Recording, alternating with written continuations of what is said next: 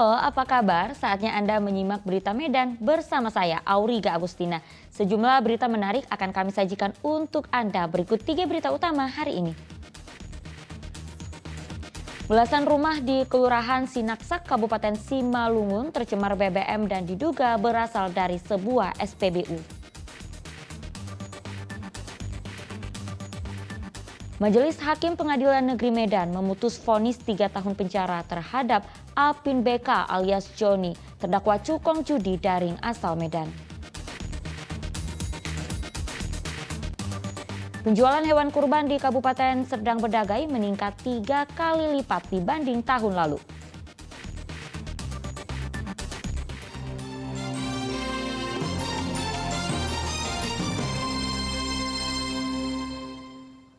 Informasi pertama untuk Anda, belasan rumah di Kelurahan Sinaksak, Kabupaten Simalungun tercemar BBM dan diduga berasal dari sebuah SPBU. Sejumlah petugas mengambil sampel BBM di rumah seorang warga di Kelurahan Sinaksak, Kabupaten Simalungun. Tidak saja mengendangi rumah, sampel air dari pipa yang terhubung dengan sumur juga dikirim ke laboratorium. Pencemaran sudah terjadi sepekan terakhir. Bahkan air yang ditampung dalam sebuah wadah terlihat berbuih, berbau dan berwarna kehijauan. Untuk memastikan air benar-benar tercemar BBM, warga kemudian menyulutnya dengan api dan langsung menyala. Ya. Oke. Api nyala langsung ya. Sudah tetap bercampur minyak. Sampai Semakin 5 jam banyak. dihidupkan pun tetap bercampur minyak. Semakin banyak ya. Iya, itu nyala apinya, minyaknya dihidupkan nyala. Iya. Dan Macamnya seperti pertalite. pertalite ya. Iya. Dan untuk saat ini mandi sendiri orang abang gimana? Untuk saat ini mandi dari sebelah walaupun ada bau-bau minyak, ya tidak ada yang Dari jalan tetangga. lain, terpaksa. Diduga pencemaran berasal dari rembesan BBM dari sebuah SPBU yang berjarak 800 meter dari rumah warga. Namun dugaan itu dibantah pengelola SPBU. Iya. Ya kalau begitu kemungkinan nggak bukan bisa jadi Nggak mungkin ya karena jarak ya. Ya jaraknya kan jauh tuh Pak. Kalau bisa tahu berapa meter dari sini ke lokasi? Di 18 km, 18 meter itu Pak. Mungkin ya. Jadi pihak pengelola SPBU sendiri mengatakan juga nggak mungkin dari sini ya. Iya, kan warga kan memastikan aja nggak menuduh gitu. Masyarakat ini kan butuh kepastian. Iya. Cek lah masing-masing kan. Tapi pihak kelurahan sudah jelaskan juga ke masyarakat ya. Dan jaraknya terlalu jauh, masyarakat bisa paham. Paham juga ya. Oh. Petugas kelurahan telah memediasi antara warga dan pemilik SPBU agar pencemaran itu diketahui penyebabnya dan kedepannya tidak terjadi lagi. Yana Asmara melaporkan dari Kabupaten Simalungun. Informasi selanjutnya, Majelis Hakim Pengadilan Negeri Medan memutus vonis 3 tahun penjara terhadap Apin BK alias Joni, terdakwa cukong judi daring asal Medan. Vonis ini lebih ringan dari tuntutan jaksa, yakni 5 tahun penjara. Cukong judi Apin BK alias Joni Selasa lalu menjalani sidang putusan di Pengadilan Negeri Medan. Apin BK dihadirkan secara daring dari rutan kelas 1 Tanjung Gusta, Medan. Majelis Hakim diketuai oleh Dahlan dalam amar putusan yang menyatakan terdakwa Apin BK terbukti mengelola judi daring, melanggar pasal 303 junto pasal 55 KUHP, pasal 27 ayat 2 junto pasal 45 ayat 2, Undang-Undang Nomor 19 Tahun 2016 tentang Informasi dan Transaksi Elektronik, junto pasal 55 ayat 1 KUHP. Hakim juga menjerat terdakwa dengan pasal 3 dan 4 Undang-Undang Nomor 8 Tahun 2010 tentang pencegahan dan pemberantasan tindak pidana pencucian uang. Atas perbuatannya, Majelis Hakim menghukum terdakwa 3 tahun penjara serta denda 100 juta rupiah, subsidi 3 bulan kurungan. Putusan ini lebih ringan dari tuntutan jaksa yang menuntut terdakwa dijatuhi 5 tahun penjara. Selain mendapatkan vonis lebih ringan, sejumlah aset pribadi Apin BK yang sebelumnya disita oleh Polda Sumatera Utara sejak ditetapkan tersangka diminta dikembalikan kepada terdakwa. Kasih kesempatan kita 7 hari Bang, jadi kita pikir-pikir, oke? Soal itu Bang, aset-aset yang ditarik tidak semuanya itu seperti apa Bang? Iya, nanti kita pelajari lebih lanjut, setelah itu kita akan beri kesimpulan. Hingga November 2022, Polda Sumatera Utara telah menyita aset pribadi Apin BK senilai total 158 miliar rupiah. Aset sitaan itu terdiri dari tanah dan bangunan, jet ski, speedboat, serta kapal pesiar. Nama Apin BK mulai santer terdengar sebagai pengusaha judi di Medan hingga ke Malaysia dan Singapura dalam 10 tahun terakhir. Namun Polda Sumatera Utara enggan merinci berapa tahun usaha perjudian daring dengan omset konon mencapai miliaran rupiah per hari. Tuti Alawiyah Lubis melaporkan dari Kota Medan.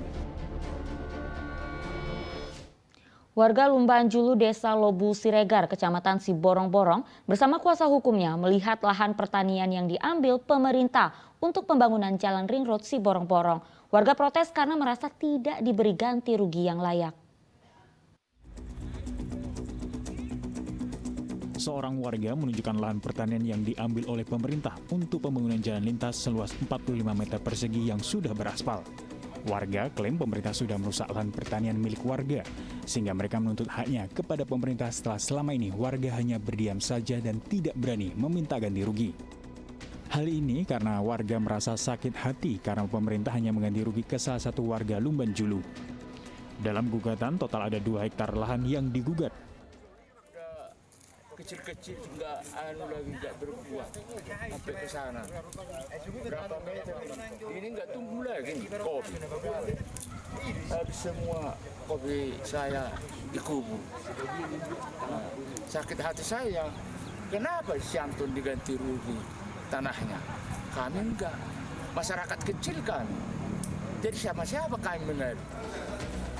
Pemerintah tidak akan ganti rugi kepada warga Lumban Julu karena sebelumnya sudah ada pernyataan surat hibah. Pemerintah membuat jalan ring road Siborong-Borong untuk kepentingan masyarakat, sehingga pemerintah tidak ada ganti rugi melalui dana anggaran pendapatan dan belanja daerah APBD atau perubahan anggaran pendapatan dan belanja daerah PAPBD. Kalau soal itu saya menjawab dari kebetulan saya juga sebagai kuasa dari tergugat 6 dalam hal ini Bupati Kabupaten Tembak Utara. Untuk sampai sejauh ini ya, sepengetahuan saya tidak, karena kebetulan kan sudah ada surat pernyataan hibah sebelumnya gitu, dan memang kan ini untuk kepentingan pembangunan masyarakat, untuk kemanfaatan masyarakat, jadi tidak ada, dan memang tidak ada dianggarkan di dalam APBD ataupun di PAPBD. Tujuan kuasa hukum warga Lumban Julu agar mereka mendapatkan keadilan di dalam mediasi persidangan Pengadilan Negeri Taruntung. Surat edaran Mahkamah Agung nomor 1 tahun 2016, mediasi itu salah satu acara yang harus dilalui bila mana ada gugatan dan adanya pihak tergugat. Di acara tersebut, kami atas nama klien atau mewakili klien kami, masyarakat yang tertindas atas pembangunan jalan ring road Siborong-Borong, menyampaikan terima kasih kepada Pengadilan Negeri Taruntung, di mana tadi Ibu Natalia sebagai hakim mediator sangat kooperatif, sangat memahami, sangat mengerti apa yang menjadi keluhan klien kami. Sehingga di acara mediasi ini kami bangga sebagai putra Siborong-Borong, di kampung kami ini diupayakan apa menjadi win-win solution. Warga datangi kantor Pengadilan Negeri Taruntung untuk melakukan mediasi kepada pemerintah lewat sidang tertutup. Yan Asmara melaporkan dari Kabupaten Tapanuli Utara.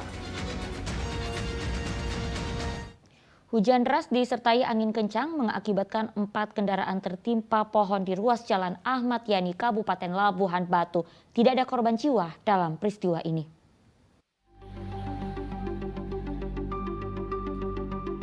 Pohon besar di ruas Jalan Ahmad Yani, Kabupaten Labuhan Batu, Senin petang tumbang menimpa satu mobil pickup yang tengah melintas serta 3 unit sepeda motor yang terparkir. Posisi batang pohon melintang hingga menutupi ruas jalan besar Kota Rantau Prapat.